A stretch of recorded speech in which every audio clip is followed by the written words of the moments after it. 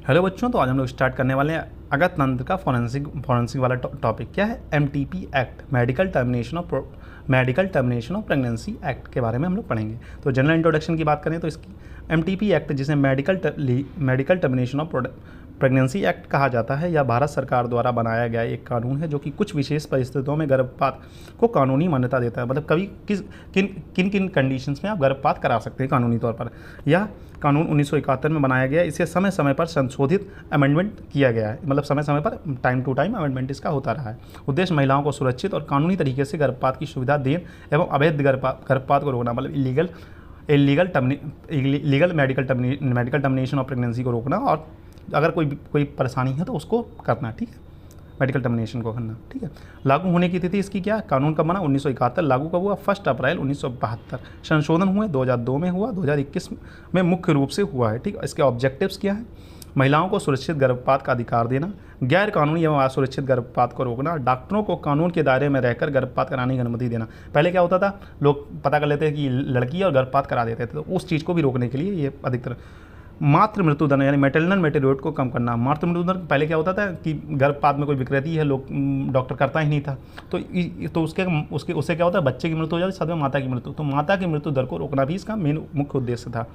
कानूनी आधार, legal grounds for abortion under MTP act. MTP act के अंतर्गत गर्भपात तभी वैध माना जाएगा जब निम्नलिखित परिस्थितियाँ हों: महिला के स्वास्थ्य पर खतरा हो, यानी डेंजर टू द लाइफ और the health of the woman. किसी भी कारण से अगर माता या बच्चे को बहुत ज़्यादा खतरा हो। यदि गर्भ को जारी रखना महिला के शारीरिक या मानसिक स्वास्थ्य के लिए हानिकारक हो।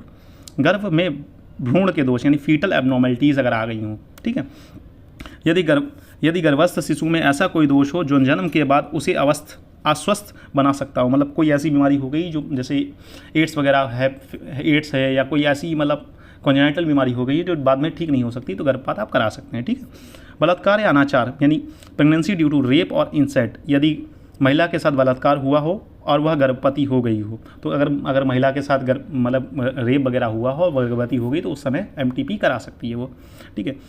गर्भ निरोधक की विफलता, फेलियर ऑफ कॉन्ट्रासेप्टिव, यदि विवाहिता महिला को गर्भ निरोधक उपाय अपनाने के बावजूद गर्भधारण हो जाए तो गर्भपात, और वह गर्भपात चाहती हो, मतलब उसके जैसे किसी के है 4-5 बच्चे हैं और वो कॉन्ट्रासेप्टिव्स यूज़ कर रही है, कॉन्ट्रासेप्टिव मिनिमम दो चाइल्ड होने चाहिए, ठीक है, तभी आप यूज़ कर सकते हैं।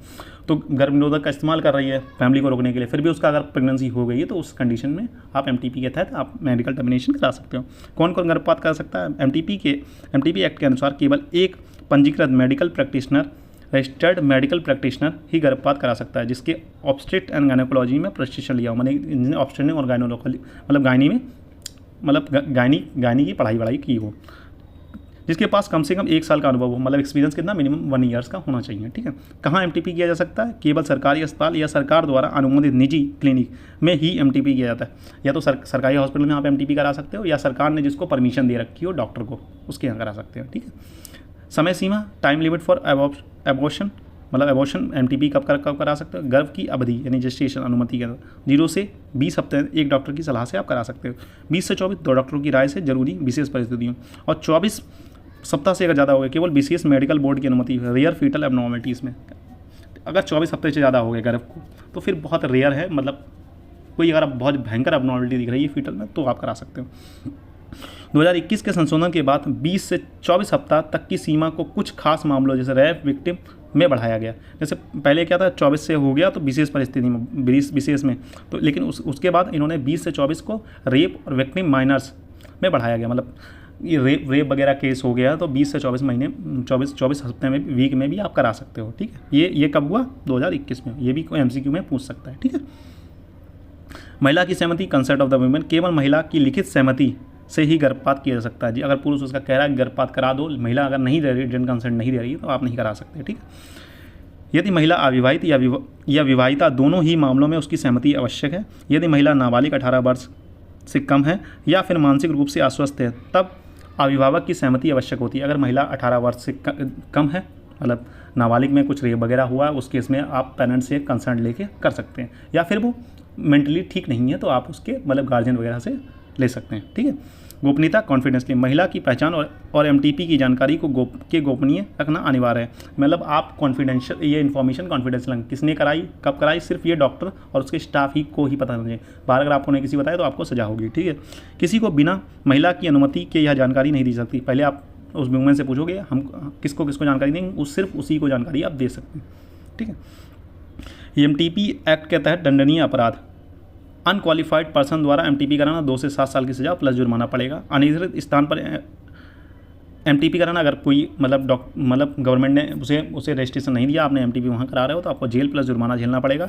महिला की सहमति के बिना गर्भपात कराना, तो ये आईपीसी की धारा 313 के तहत आपको सजा मिलेगी। आईपीसी सम्मत एमटीपी एक्ट को आईपीसी की धारा 312 से 316 से एक्सेप्शन दी गई है। ठीक है, आईपीसी सेक्शन 20 से 312 गर्भपात कराना दंडनीय अपराध है। 313 महिला की सहमति के बिना गर्भपात कराना तो आपको सजा मिलेगी। 314 महिला की मृत्यु हो जाए गर्भपात में तो आपको सजा मिलेगी। जन्म से पहले शिशु को मारने की कोशिश की तो 315 के तहत मिलेगी। और भ्रूण हत्या, जैसे मतलब भ्रूण हत्या लोग कर देते हैं तो शिशु मरा तो 316 के तहत आपको चलें।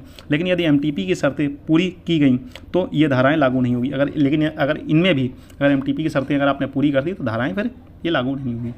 संशोधन क्या हुआ 2002 में, क्या हुआ, कानून को अधिक सरल और व्यवहारिक बनाया गया। 2021 में गर्भ अवधि की सीमा 20 से 24 सप्ताह तक बढ़ा दी गई कुछ खास मामलों के लिए। ठीक है, गोपनीयता की सुरक्षा को और मजबूत किया गया। मतलब पहले लोग कॉन्फिडेंशियली बहुत कम था, लेकिन फिर इसको कॉन्फिडेंशियली ज़्यादा रखा गया। एमटीपी को बताया नहीं जाएगा किसी को।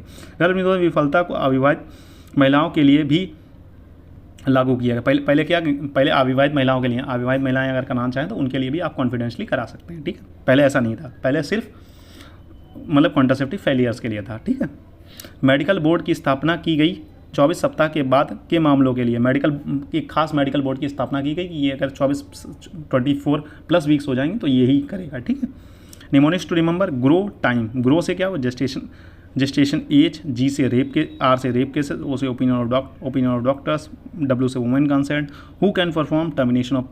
इसमें कौन कौन से हमें पॉइंट से बन, जेस्टेशन एज याद रखनी है, कितने हफ्ते तक करा सकते हो। रेप केसेस में आप करा सकते हो। ठीक है, 24 प्लस हफ्ते में। ओपिनियन ऑफ डॉक्टर्स, डॉक्टर की बिना सलाह से आप नहीं कर सकते।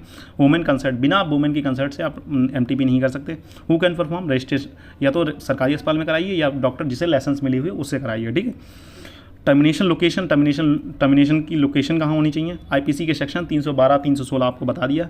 Medical board, after medical board की स्थापना की गई जो जैसे रेप वगैरह केसेस में, अविवाहित महिलाओं के केसेस में 24 हफ्ते के बाद भी कर सकता है। एक्सेप्शंस अलाउड, अगर एमटीपी की शर्तें पूरा कर रहा तो उसे इन धाराओं से मुक्ति मिल सकती है। ठीक है, या उन्हें छूट मिलेगी। ठीक है बच्चों, तो मिलते हैं नेक्स्ट लेक्चर।